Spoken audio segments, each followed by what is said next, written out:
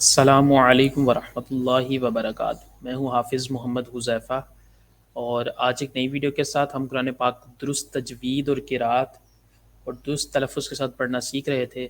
اسی سلسلے کی ہماری ایک نئی ویڈیو ہے جس کے اندر ہم حروف حلقی کو دیکھیں گے۔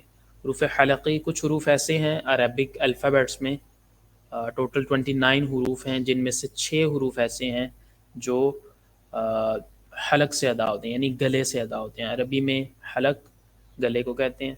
تو اب اگر ہم وہ 6 حروف دیکھتے ہیں کہ جو حلق سے ادا ہوتے ہیں، گلے کو اگر ہم 3 حصوں میں تقسیم کر لیں، ایک گلے کا اوپر والا حصہ یعنی جو پہلا حصہ ہے، پہلا حلق، عربک میں اس کے ڈفرینٹ نیمز ہوتے ہیں، لیکن یہاں پہ ہم آسانی کے لیے اردو کے نام جو ہیں ان کو دیکھیں گے تاکہ آسانی سے سمجھ آ جائے۔ سب سے پہلے ہمارا گلے کا اوپر کا حصہ ہے جہاں سے غائن اور خوا یہ ادا ہوتے ہیں۔ اگر ہم ادھر انگلی رکھیں گلے کے اوپر کے حصے کے پہ اور ان حروف کو ادا کریں تو ہمیں محسوس ہوگا کہ ہماری آواز جو ہے وہ گلے کے اوپر کے حصے کی جانب سے نکل رہی ہے۔ اگر نہیں نکل رہی تو اس کا مطلب ہے کہ آپ اس حرف کو صحیح ادا نہیں کر رہے۔ تو پہلے جو منہ کی جانب سے جہاں سے گلا سٹارٹ ہوتا ہے وہ جو حصہ ہے وہاں سے یہ 2 حروف ادا ہوں گے، غین خا، غین خا، یغلبون، یغلبون، یخ، یخ، خا کی آواز، یخشون۔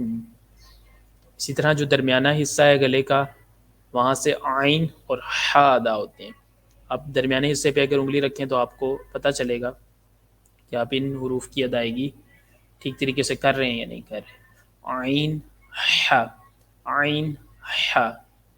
اسی طرح آخری جو حصہ ہے جو سینے کی جانب ہوتا ہے گلے کا، وہاں سے حمزہ اور ہا، یہ ان کی آواز نیچے کی جانب سے نکلتی ہے، سینے کی جانب سے، حمزہ ہا۔